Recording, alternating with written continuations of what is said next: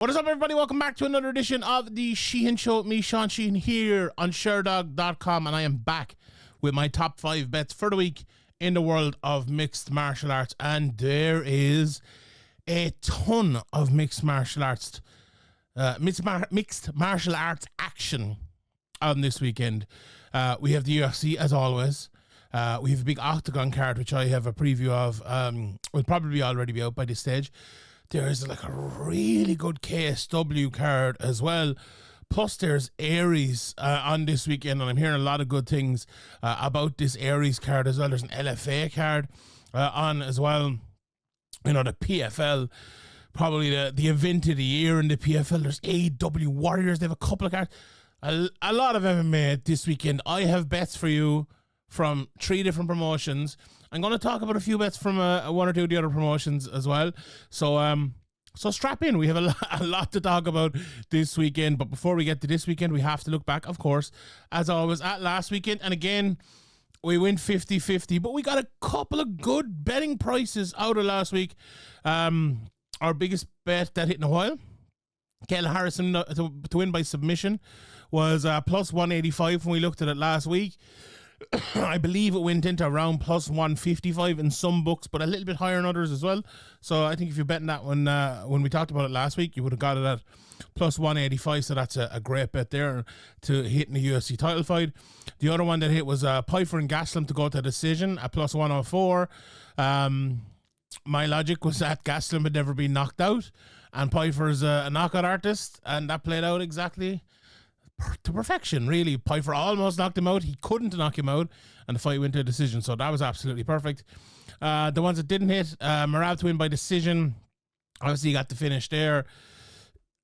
Like, I think I called it pretty well in terms of him improving an awful lot from the first fight. Everyone was just looking at O'Malley's improvements, but Merab also improved, and Jesus, what a performance from him. He looked absolutely amazing in that fight. Also, apologies here, I got a little cut in my face. It looks like I have food all over my face. I don't. I don't know how it happened. Anyway, I was going to say shaving, but I was like, no, it didn't happen shaving because of a big beard. Anyway, so yeah, that one didn't hit.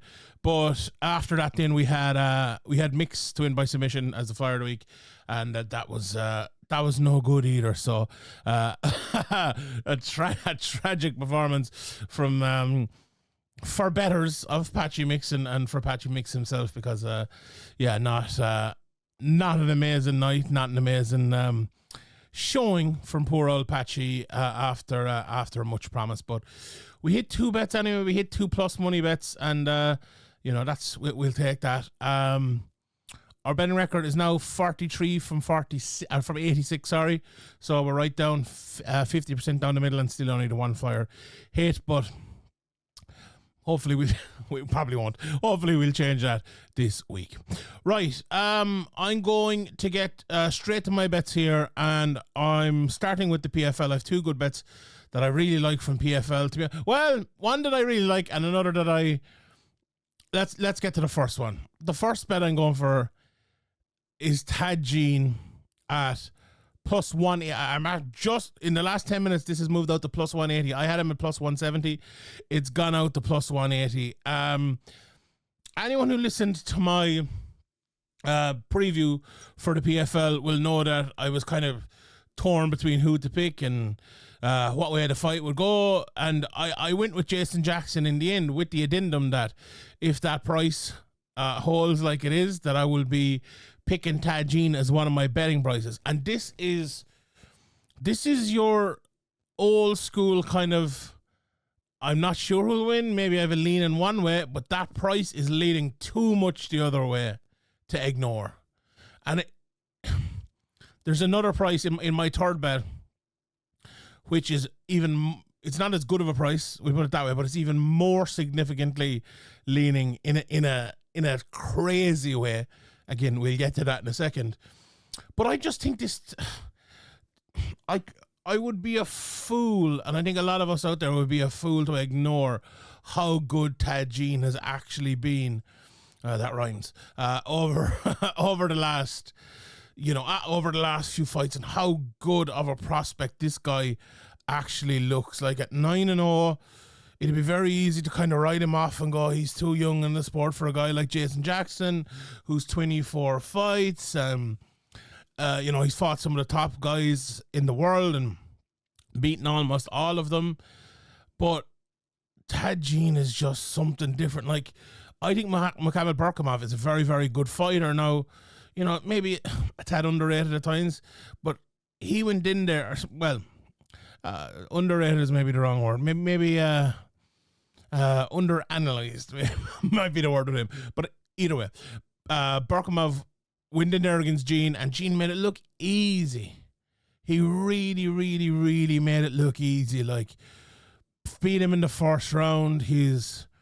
And I went back and I watched a little bit more of him after I'd done the preview show, and I'd watched plenty of him before that, but I was like, is this guy's wrestling going to be good enough to deal with a guy like Jason Jackson? Because on the feet, you would fancy Tadjin to have a real good chance against most guys in the world in terms of his power, the toughness with which it is to stop him implementing his game, even though Jason Jackson is brilliant. Like, Jason Jackson could win the fight on the feet. For me, the fight is probably leaning towards Gene on the feet, but could go either way. But if you're anyone fighting Jason Jackson, you have to be looking towards, are you well-rounded enough? Like, if you're a good wrestler, are you good enough on the feet? If you're a good striker, are you good enough on the ground? So I went back and I watched a little bit more of him on the ground. And look, a problem we always find with MMA fighters who are 9-0 in their career and haven't fought that many people at the top level, it's very hard to find much of them on the ground. But from the bits and pieces that you do see, the takedown defense, the footwork to stay away from it, more importantly, all seems really good. Like, we hear fighters talking about it all the while. I know nothing about it. I'm only looking at what other people say, looking at the fights, and then putting those two things together and seeing what's right and what's wrong, and throwing a bit of analysis out there. It seems like the footwork that he has. We talked about the footwork. Him going forward, his forward motion, his big power that he shows going forward, is a real detrimental move to the wrestling of his opponent. Very hard to keep it going, to get it going, and to have any success with it if you're fighting Tadjin. But having said that, Jason Jackson, apart from Berkamov, right, is light years ahead of anyone else he's fought. And he's ahead of Berkamov too. So this is a complete different game here. But also, I think Tadjin is a complete different prospect to...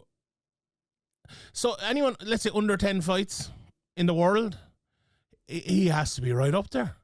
He has to be right up there as, if not the best, one of the very best.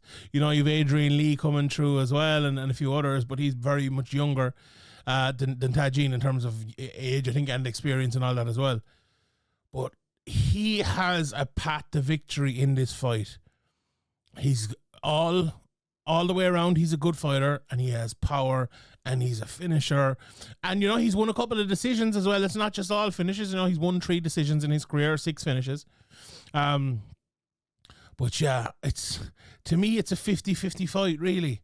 And when you're giving me plus 180 on a 50-50 fight, I'm going to have to take that. Now, I said in the thing, and I don't want to lie to anyone here or anything, the reason I picked Jason Jackson is because we have seen it, and it's been proven with Jason Jackson, that he can beat guys like Tadjin. Tadjin has yet to prove that he can beat guys like Jason Jackson. But it doesn't mean he can't. Do you know? So yeah. I'm betting the money here. I'm betting the money. I'm going against my own thoughts. I'm betting the money, and plus 180 Tadjin to beat Jason Jackson is the money play here. It might be wrong next week. It might be wrong, but it's the right play in my opinion. Right, let's get to bet number 2. And bet number 2 is also from the PFL. And I am going for, let me just get the price up for you here. I'm going for Jeremy Kennedy to win his fight over there against Adam Barrocks. And his best price right now is plus 163. Do you know what? I was I wouldn't say shocked, but saddened and surprised about this price, to be honest. And do you know what? I think this is a misjudgment by the bookies, and we don't get them often at all. And I'll tell you why I think this is a misjudgment by the bookies. Because if you look at Jeremy Kennedy's last 3 fights, he's lost to Patricio, lost to Braga, and lost to Abulayev. So he's on a 3-fight losing streak. But it was a split decision against Mavlid last time out. A lot of people, most people, think he won that fight, I would say. Maybe people disagree with me, but most people think he won that fight. So it's not a real 3-fight losing streak. I would put it down. It is a real, but it's not at the other side of it. You know what I mean? And but, you know, Boris hasn't been in the best form of his life either, but his streak isn't as bad.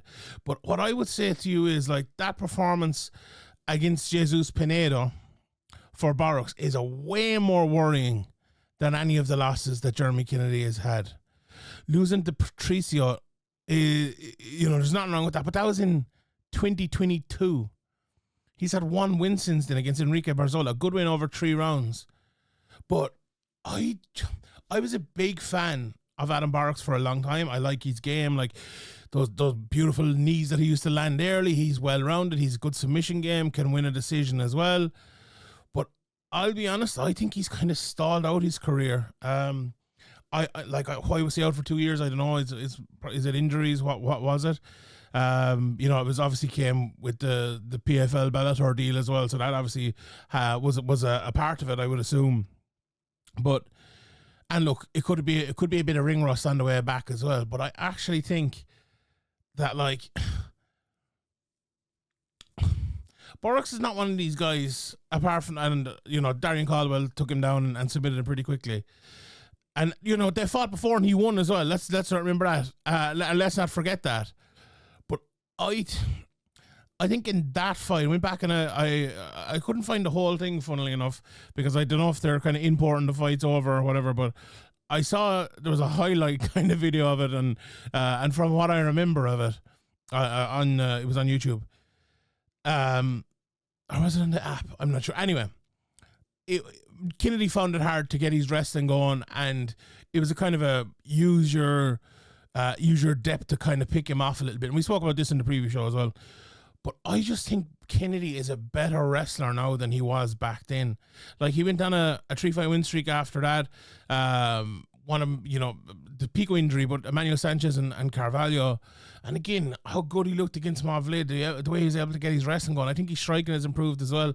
I know he's training with Extreme Couture as well after coming down from Canada. I just think Jeremy Kennedy is better now than he was the last time they fought. I think he's a better fighter than his last few fights suggest. And I just don't think Adam Barracks is what he was. Now, part of me kind of hopes I'm wrong on that, right? Forget about the bets for a second, but for MMA, because I think Barracks is actually like a really good fighter when he's on at his best and on his game. But I don't know. He looked, and I've been wrong recently. I said the same thing about who did I said it about? Gamrot. I said the same thing about Gamrot, and I was proven wrong on that. But I just don't know. I just don't think Barracks looked the same. And if he isn't at his very best, I think Kennedy will wrestle him and take him down and beat him up over 3 rounds. So I'm going for Jeremy Kennedy. I like that bet an awful lot, and I'm going for my plus 163. I think the price as well is something that was the first bet I looked at, and the first price that stuck out to me, plus 163. I just think it's a little bit off. Where the movement in that bet as well, like it opened up here actually plus 163 in all the books, and it has moved in some books to plus 149. Now you can still get it at plus 163. I'm looking here at a couple of bookmakers actually, but it is moving in. It is one of those bets that is going towards Kennedy, so I like it at plus money. Let's get to bet number 3. I'll come back and I'll talk more about the PFL odds after I give you my 5 bets, and we'll talk more about all the odds, in fact, after that as well, because there's a lot to talk about. But bet number 3, this is my lock of the week, and I've been I've been, what would the word be? Tinkering with the idea of giving you a lock of the week. Oh, actually, as well, just while I'm here, last week we had a parlay, almost 10-1 parlay. We got 3 of the 4. Ariane de Silva, Stone, Dashvili, Harrison, Holland won. But anyway, I've been tinkering with the idea of doing a lock of the week. And maybe I'll only do it when I have a lock of the week. You know, when I have like a real confident bet here. And there's no doubt about it that this one, for me, is a real confident bet. And this is over at Oktagon. And it is Karlos Vemola in the main event to beat Attila Vey at -150. Now, if you listened to the preview or have been paying attention to Oktagon and you hadn't seen the price and you just heard me saying -150, you're probably in a state of shock right now, because I'm definitely in a state of shock, right? So they fought twice before. And the easiest way to look at this is to go to Attila Vey's Sherdog, because they fought in 2019. Attila Vey won, knocked him out in 2 minutes. They fought again in 2024, and Karlos Vemola dominated, submitted him at the start of the second round, submitted him after 5 minutes, 45 seconds. So you're thinking, okay, 1-1, maybe the third fight could go either way. One slight difference here is those last 2 fights were Attila Vey's last 2 fights. So since he fought Virgil Zwicker in 2019, he fought Vemola in 2019 and Vemola in 2024. I'll to make this point, I'll just read it out. Since Vemola lost Attila Vey in 2019, he fought Thomas Robertson, Velok Malchek, Alex Lahore, Milan Talente, Mikhail Pasternak, Alexander Illich, Al Montalvo, Patrick Kinsel, Lucas Alcina, Pavel Langer, Christoph, Samuel Kristovic, and then he fought Attila Vey. And since he's actually fought Will Fleury as well, lost that fight but went all 5 rounds at Will Fleury. So I believe it's 12 fights, 11 in the interim and 1 after, that Karlos Vemola has had. And I don't know if the only other, I don't need much more analysis to that, right? The only other piece of analysis I would give you is they're both 39, so there's not much of a difference there. And that Attila Vey looked every year of that 39 in the fight they had. Like, this fight they had in 2024 was in June of last year. So like it's what is it, a year to the day almost since they last fought. I can't imagine Attila Vey looking any better than he did then. Look, will Vemola look any better? No, but Vemola's game, I've watched a lot of Vemola over the last 2 days, because some of his opponents were fighting in Oktagon, and I was watching their fights. He's still a grinder. Ask Will Fleury if he's still a tough man. That fight only happened. When did that fight only happen? December. That fight only happened 7 months ago against Will Fleury. Went all 5 rounds against, Will Fleury fighting. He's the heavyweight champion, light heavyweight champion now, one of the best fighters in Europe at the moment, and he's able to go all 5 rounds. Okay, yeah, he did get beaten comprehensively in that fight, but still, his fights against Kinsel, he lost that, but he could have won that fight. Knocked out Pavel Langer in 7 seconds. He's fought for the title and everything. Vermola's still well able to fight. He's still a very good fighter, and I would be shocked if he didn't take him down and submit him again. Like, Vemola in his career has won 20 times by submission. Vey hasn't lost many times by submission, but he lost the last fight by submission. And again, I would be shocked. This price, again, if you're looking up this price and your betting provider has it, as I'm looking at a few have here, take that -150, the lock of the week, for sure, definite. Please bet responsibly. Bet of the week without a shadow of a doubt. So there is bet number 3.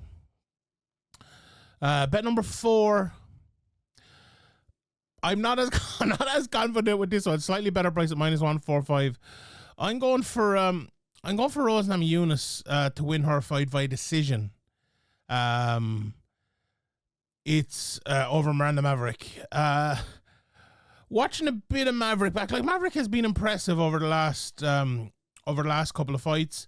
There's been no doubt about that. And Rose Namajunas, hasn't been at her best, especially results wise. And this, look, I just spoke about the Kennedy fight a few minutes ago. I think sometimes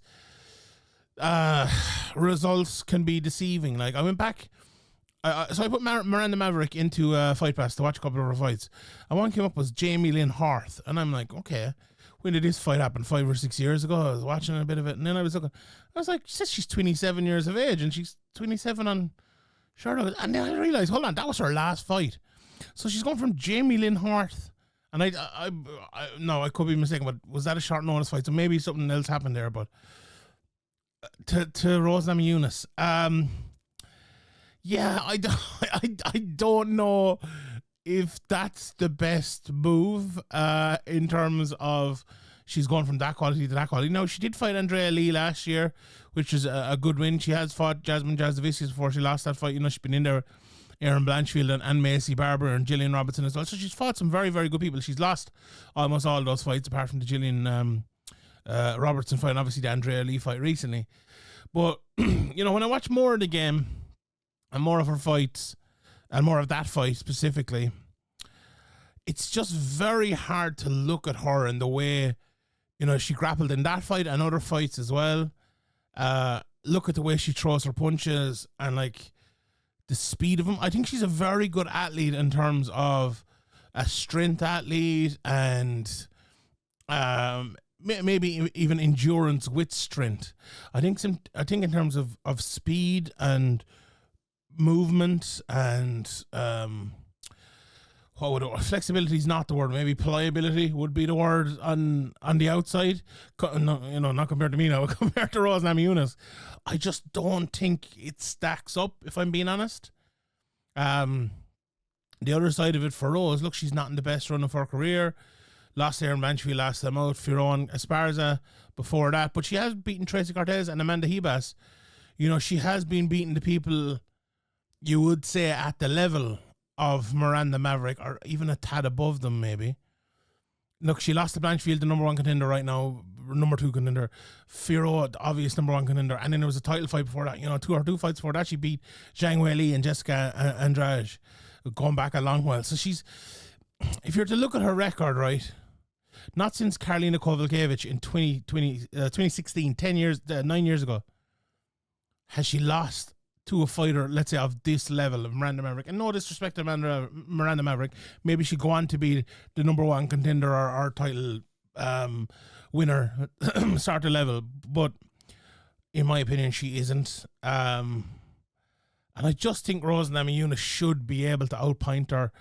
Like, Maverick is, you know, she's been finished a couple of times in her career, but all, you know, most of her losses, 5 of the 7, have been via decision.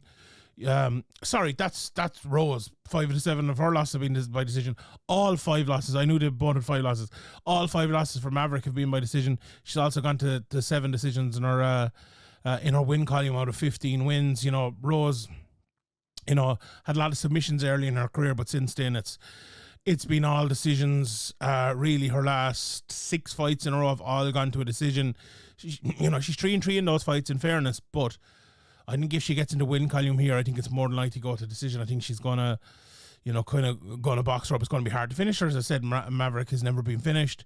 All her losses by decision. So I think it's gonna go long, and I think Rose Namajunas is gonna win. So there you go. Right, to our flyer of the week, and then we'll touch on some of the other bets. Again, I don't know. This week is kind of a tough week in terms of. Wasn't maybe tough to pick out the bets, but tough in terms of being totally and utterly convinced by all of my own bets, to be honest. I'm going for Kamaru Usman to win by decision at plus 550 here, and I'm just pulling up here as I look my the shouts from last week, because I said I'd give you a shout out here, and we'll talk about that in a second, but I'll be honest, there's 2 things that drive me to give you this pick. If you're to give me a straight up pick, maybe I'd have something different. But the price itself, right, of Buckley and Usman plus 220, Buckley minus 250, that was something I had looked at. as just a straight up bet to give you Usman like that, but I was looking for a flyer, and this one, when I opened it again, I'm not sure if I said it right there, plus 550 for Usman to win by decision. It just really stuck out to me, this one. And again, the two reasons I'll give you for it are this. I'm not completely sold on Wacky and Buckley, to be honest. Now, great performances against Colby and Wonderboy, but let's be honest, those lads are getting on, and now you might say Shawnee, so is Usman, but we'll get to that in a second. And some, look, won 6 in a row up until now. He's looked very, very good, but I don't know. When I look at that division, when I look at your Ian Garys, your Shavkats, your Sean Brady's, even outside of the UFC, Kuramagomedov, Musayev, I put Buckley up against those lads, and I just, at 31 years of age as well, it's not like he's, the 26 or 7-year-old Gary or Brady, whoever it might be, with 27 fights. Now, it's not also always about the age, but I just don't know. Is he going, like, I feel like Wacky Buckley is like, if there's 5 years of, okay, let's say you have 5 years to get to your prime, you have 5 years in your prime, and then you've 3 or 4 years getting out of your prime. I feel like Wacky Buckley in that 13-year cycle is maybe in year 10. If that makes sense. No, let's see how many years he's been fighting. Exactly 10 years. So that's good. Well, 10 years between the first fight and last fight, 11 years altogether. Jesus, I didn't even know I was doing that there. But so if you're expecting a big move and a big improvement from Wacky and Buckley over the next few fights, I don't think we're getting it. I think we have what we have. He's a very, very good fighter, but is he the best fighter in the world? I couldn't argue that. You could argue that for Usman up until not too long ago, right? And here's the question I kind of half put there a second ago about the age. Is he too old? Is he gone over? Like, is this going to be a Colby, Wonderboy type of fight now where Usman is just no longer that guy? We will find out, right? And this is the reason this is a flyer, because if it wasn't, if I was more sure about it, if I thought Usman was a definite here, I would have just given the straight up bet. But again, he's lost 3 in a row. The last 2 are majority decisions to Chimaev and Edwards, and in Edwards he was destroying him in the fight before that and got head kicked. Can he recover from that? Can he get back? Like, I think if he fights the way he fought against Edwards the first day, he'll win. I think if he fights like he did against Edwards the second day, I think he'll struggle, but it'll be close. And I think if he fights like he did against Chimaev, I think he'll probably win as well. The problem with that is that was a year and a half ago against Chimaev. He's been out since. And my thing is, I think it'll take a lot of degradation, if that's the right word, from Usman, deterioration from Usman for Buckley to win. That's my opinion. The problem is maybe it'll occur. Maybe he won't be near the fighter. If he's 70% of the fighter he was in that first Edwards fight, it'll be a real tough night at the office. But if he's 80% or 90% of that, I think he'll win. So, over 5-1. Let's ride. That's what the flyer is all about, so let's go with it. Right, let's touch on a few of the other matchups, and maybe we'll say the UFC for a second. We'll do that first. Very interesting fight between Petrosyan and Shabazian. Whenever I look at a Shabazian fight, I always try to find myself a big money price on a knockout. And, Petrosky at plus 900 to get the knockout here might be the bet. Like, Petrosky is a plus 150 underdog, not that big of an underdog. Shabazian is obviously the favourite, but also the favourite to get the knockout at plus 155, plus 140 in some places. Now, Petrosky's not a big submission guy either. He's plus 600 to get the submission. I don't know, like, if you're asking me straight up who wins this fight, I think Shabazian, he's looked a bit better recently. I think he'd probably win. But it's very hard betting up front on Edmund Shabazian at minus 175. Again, I'd look for a bit of price, and I'd look for a flyer there. I'd look for that plus 900. I like that.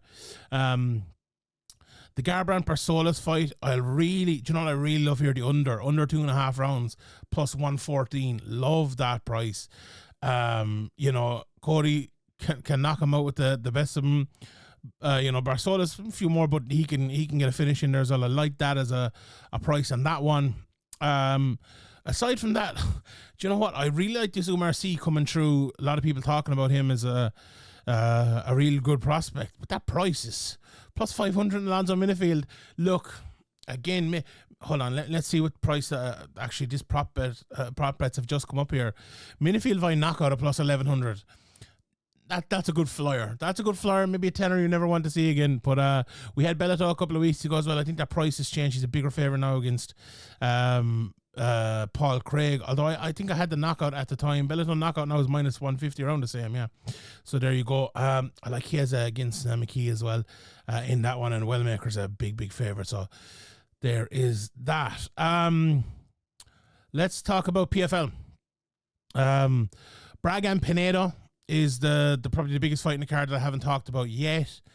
But to be honest, I think Pinedo minus 220 is just about right.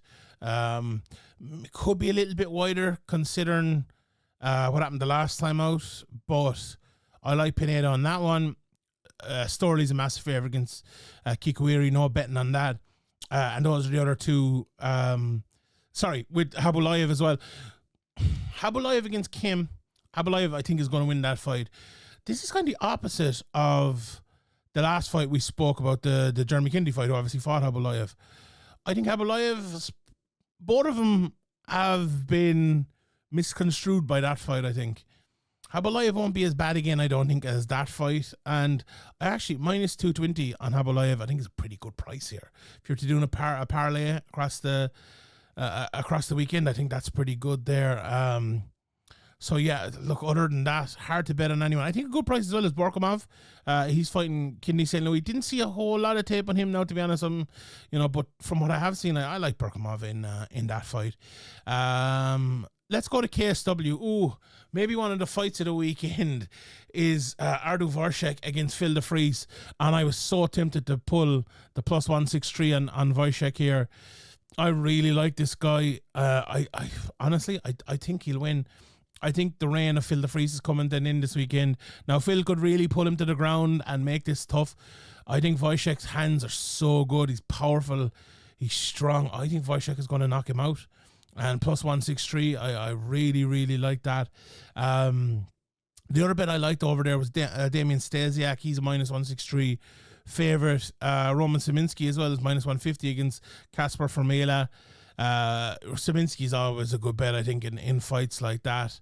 And Sebastian Pribish as well. He's a bit further out at minus 350. I'm not sure if let me just check here. The prices aren't up in Aries yet, but the one guy just to mention there's a lot of talk about Alex Sola. He's the lightweight champion at the moment. He's fighting in the main event. Very, very good fighter as well, so you can get him at a good price. And Josh O'Connor, the featherweight title's on the line there. He's 9-0 against Yil Giroun. That's a pretty good fight as well over the Aries. But the other bets from Oktagon, anything else that sticks out there, lads? I like Murdov against Kinsel, to be honest. Minus 225 over there. It's a true pity that Matty Peña's fight is off. The Ingezeg fight is off as well. Bushinger and Lingel. I like Lingel at plus 163. I think Bushinger, he's a lot of miles on the clock now. I'd probably go for him there. And I was also a tad shocked to see that Bojan Velishkovic was the favourite against Paradisa. Velishkovic has been out for 2 years. He was the best guy in Oktagon up until a couple of years ago. I was talking to Brian Lacey, obviously, in the preview show, and he was telling me that, he kind of 1 foot out of it, kind of half retired. He got 300 grand for the last win. Those are never great signs. I might go for Paradisa there at minus 110, but as I said, if Bojan fights to his best, a tough guy to beat. Right, just on the bets from last week, and I'll attempt, because I'm always forgetting, I'll attempt to do this a little bit better. So, Marcus says, he liked 25 minutes of ragdolling from Rab. That didn't happen. We have another person said Gaslam on points. That didn't happen either. We had the double up of Spivak and Gaslam. That didn't happen either. And we had one over on Twitter that had Pfeiffer to win via first round knockout, I believe. So again, didn't hit, but was very, very close. So yeah, keep them coming in. Let me know in the comment section below your best bet. We'll read it out next week, like I did there, if I remember, which I will continue to remember now. But leave more comments in the comment section below. Let's get a bit of a chat going. Let's get our bets out there, and I'll read them out in the show every week, and we'll make that a thing. So, but for this week, we will leave it there. Just a quick reminder of the bets. Tadjine plus 180, plus 163 for Jeremy Kennedy, both in the PFL. Then over in Oktagon, we've Karlos Vemola minus 150. In the UFC, then Namajunas by decision minus 145, and the flyer of the week is Usman, Kamaru Usman, that is, to win by decision at plus 550. All right, everyone, thank you very much for tuning in. Please bet responsibly. My name is Sheehan for Sherdog.com, and I'll see you all next time.